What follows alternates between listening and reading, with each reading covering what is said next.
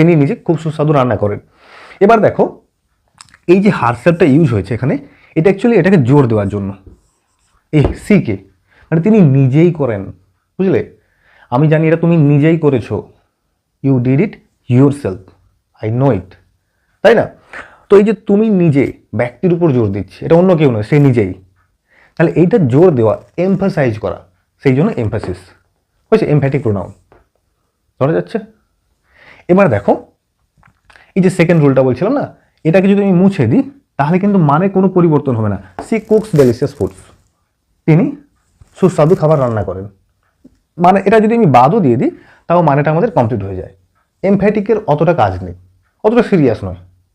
ধরা যাচ্ছে? কিন্তু আমি যদি এইটাকে বাদ দিই, রিফ্লেক্সিভ, আই কনসোল্ড, আমি সান্ত্বনা দিয়েছিলাম কাকে, তাই না?